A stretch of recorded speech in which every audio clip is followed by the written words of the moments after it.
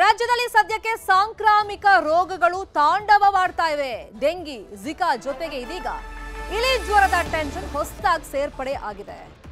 ರಾಜ್ಯದಲ್ಲಿ ದಿನನಿತ್ಯ ನಾವು ಗಮನಿಸ್ತಾ ಇದ್ದೀವಿ, ಶರವೇಗದಲ್ಲಿ ಹೆಚ್ಚಾಗ್ತಾ ಇದೆ ಡೆಂಗಿ ಪ್ರಕರಣಗಳು.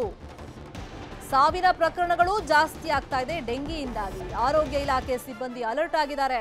ಪ್ರತಿ ಮನೆಗೆ ಹೋಗಿ ಗ್ರಾಮೀಣ ಭಾಗದಲ್ಲಿ ಸರ್ವೆ ಮಾಡ್ತಾ ಇದ್ದಾರೆ. ಮನೆ ಸುತ್ತಮುತ್ತ ಶುಚಿತ್ವ ಹೇಗೆ ಕಾಪಾಡಬೇಕು, ನೀರು ನಿಂತ್ಕೊಳ್ಳದ ರೀತಿಯಲ್ಲಿ ನೋಡ್ಕೊಳ್ಳಿ ಅಂತೆಲ್ಲ ಅಡ್ವೈಸ್ಗಳನ್ನ ಕೊಡ್ತಾ ಇದ್ದಾರೆ. ರಾಜ್ಯದಲ್ಲಿ ಈವರೆಗೆ ಡೆಂಗಿ ಜ್ವರಕ್ಕೆ 6 ಜನ ಬಲಿಯಾಗಿದ್ದಾರೆ.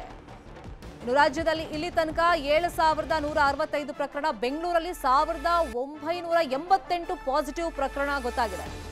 ಎಲ್ಲಾ ಜಿಲ್ಲೆಗಳಲ್ಲೂ ಕೂಡ ಡೆಂಗಿ ಪ್ರಕರಣಗಳು, ಸೋಂಕಿತರ ಸಂಖ್ಯೆ ಜಾಸ್ತಿ ಆಗ್ತಾ ಇದೆ. ಆಸ್ಪತ್ರೆಗಳಲ್ಲಿ ದಿನೇ ದಿನೇ ಸೋಂಕಿತರ ಸಂಖ್ಯೆ ಹೆಚ್ಚಳವಾಗ್ತಾ ಇದೆ. ಅದಕ್ಕೋಸ್ಕರನೇ ಬೆಡ್ಗಳನ್ನು ಕೂಡ ಆಸ್ಪತ್ರೆಗಳಲ್ಲಿ ಮೀಸಲಿರಿಸಲಾಗಿದೆ. ಇನ್ನು ಸರ್ಕಾರ ಕೂಡ ಆಸ್ಪತ್ರೆಗಳಲ್ಲಿ ಸಿಬ್ಬಂದಿಗಳಿಗೆ ಅಲರ್ಟ್ ಆಗಿರಿ ಅಂತ ಹೇಳಿ ಸೂಚನೆಯನ್ನ ಕೊಟ್ಟಿದೆ. ಮೆಡಿಕಲ್ ಎಮರ್ಜೆನ್ಸಿ ಘೋಷಣೆ ಮಾಡಬೇಕು ಅನ್ನೋ ಒತ್ತಡಗಳು ಕೂಡ ಕೇಳಿ ಬರ್ತಾ ಇದೆ. ಇನ್ನೊಂದು ಕಡೆ ಸರಿಯಾಗಿ ಚಿಕಿತ್ಸೆಗಳು ಸಿಗ್ತಾ ಇಲ್ಲ, ಟೆಸ್ಟ್ಗೆ ಹೋದ್ರೆ ದುಪ್ಪಟ್ಟು ದರ ಕೇಳ್ತಾ ಇದ್ದಾರೆ ಅನ್ನೋ ಆರೋಪಗಳೆಲ್ಲ ಕೇಳಿ ಬರ್ತಾ ಇದೆ. ಸರ್ಕಾರ ಕೂಡ ಈ ಬಗ್ಗೆ ಸ್ಟ್ರಿಕ್ಟ್ ಆಗಿ ಹೇಳಿದೆ.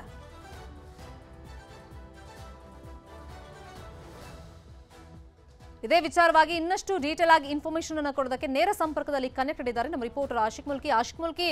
ಹೆಲ್ತ್ ಎಮರ್ಜೆನ್ಸಿ ಆಗಿದೆ ಸರ್, ಅಂದ್ರೆ ಈಗ ಕರ್ನಾಟಕದಲ್ಲಿ ಘೋಷಣೆ ಮಾಡಬೇಕು ಸರ್ಕಾರ ಅನ್ನೋ ಕೂಗುಗಳ ಮಧ್ಯದಲ್ಲಿ ಸರ್ಕಾರ ಯಾವ ತರ ಅಲರ್ಟ್ ಆಗಿದೆ, ಮತ್ತೆ ಈಗ ಈ ಸ್ಲಮ್ಗಳಲ್ಲಿ ಬಡವರಿಗೆಲ್ಲ ಈ ಸೊಳ್ಳೆ ಪರದೆಯನ್ನ ವಿತರಣೆ ಮಾಡಬೇಕು ಅಂತ ಅಡ್ವೈಸ್ಗಳು ಬರ್ತಾ ಇತ್ತಲ್ಲ, ಅಂತದ್ದೇನಾದ್ರು ಪ್ರಯತ್ನಗಳನ್ನು ಸರ್ಕಾರ ಮಾಡುತ್ತಾ?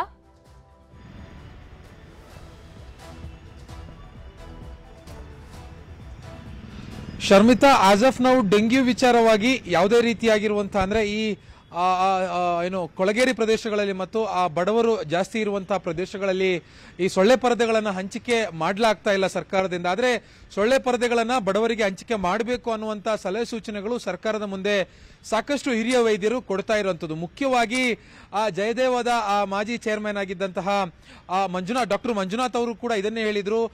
ಇತ್ತೀಚೆಗೆ ಅವರೊಂದು ಸುದ್ದಿಗೋಷ್ಠಿ ಮಾಡಿ ಈಗಾಗಲೇ ರಾಜ್ಯದಲ್ಲಿ ಡೆಂಗ್ಯೂ ಪ್ರಕರಣಗಳು ಏರಿಕೆ ಆಗ್ತಾ ಇದೆ, ಹೀಗಾಗಿ ತುರ್ತು ಆರೋಗ್ಯ ಪರಿಸ್ಥಿತಿಯನ್ನ ರಾಜ್ಯ ಸರ್ಕಾರ ಘೋಷಣೆ ಮಾಡಬೇಕು ಅನ್ನುವಂತ ಒಂದು ಸಲಹೆಯನ್ನು ಕೂಡ ಸರ್ಕಾರಕ್ಕೆ ಕೊಟ್ಟಿದ್ರು. ಮತ್ತೊಂದು ಕಡೆಯಿಂದ ಬಿಬಿಎಂಪಿಯಲ್ಲಿ ಮುಖ್ಯವಾಗಿ ಬೆಂಗಳೂರಿನಲ್ಲಿ 1988 ಅಂದ್ರೆ ಹೆಚ್ಚು ಕಮ್ಮಿ 2000 ಡೆಂಗ್ಯೂ ಪ್ರಕರಣಗಳು ಈಗಾಗಲೇ ಇರುವಂತದ್ದು. ಬೆಂಗಳೂರಿನಲ್ಲೇ ಈಗ ಒಂದು ಡೆಂಗ್ಯೂಗೆ ಸಾವಾಗಿದೆ. ಒಟ್ಟಾರೆ ರಾಜ್ಯದಲ್ಲಿ 6 ಡೆಂಗ್ಯೂ ಪೀಡಿತರು ಸಾವಾಗಿರುವಂತದ್ದು. ಇದರ ಹೊರತಾಗಿ ಇಡೀ ರಾಜ್ಯದಲ್ಲಿ ಇನ್ನೂ ಕೂಡ 6 ರಿಂದ 7 ಮಂದಿ ಸಾವನ್ನಪ್ಪಿದ್ದಾರೆ. ಅವರ ಡೆತ್ ಆಡಿಟ್ ಕೂಡ ಇನ್ನಷ್ಟೇ ಹೊರಬೀಳಬೇಕಿದೆ. ಒಟ್ಟಾರೆ ಇಡೀ ರಾಜ್ಯದಲ್ಲಿ ಸುಮಾರು 10ಕ್ಕಿಂತ ಅಧಿಕ ಮಂದಿ ಡೆಂಗ್ಯೂಯಿಂದ ಸಾವನ್ನಪ್ಪಿರುವಂತಹ ಸಾಧ್ಯತೆ ಇದೆ. ಈಗಾಗಲೇ ಈ ಪೈಕಿ 6 ಮಂದಿ ಡೆಂಗಿಯಿಂದನೇ ಸಾವನ್ನಪ್ಪಿರುವಂತದನ್ನು ಕೂಡ ಅಧಿಕೃತವಾಗಿ ಸರ್ಕಾರ ಹೇಳಿರುವಂತದ್ದು. ಮತ್ತೆ ಈ ಒಂದು ಡೆಂಗಿ ಒಂದು ಹೋರಾಟದಲ್ಲಿ ಈಗಾಗಲೇ ಸರ್ಕಾರವು ಕೂಡ ಸಾಕಷ್ಟು ಪ್ರಯತ್ನವನ್ನ ಮಾಡ್ತಾ ಇದೆ. ಮುಖ್ಯವಾಗಿ ಫಾಗಿಂಗ್ ಅನ್ನ ಮಾಡುವಂತದ್ದು. ಬೆಂಗಳೂರು ಆಗಿರಬಹುದು, ಬೆಂಗಳೂರಿನ ಹೊರತುಪಡಿಸಿರುವಂತಹ ರಾಜ್ಯದ ಇತರೆ ಜಿಲ್ಲೆಗಳಲ್ಲೂ ಕೂಡ ಫಾಗಿಂಗ್ ಅನ್ನ ಹೆಚ್ಚಳ ಮಾಡೋದಕ್ಕೂ ಕೂಡ ಸೂಚನೆ ಕೊಟ್ಟಿರುವಂತದ್ದು. ಆದ್ರೆ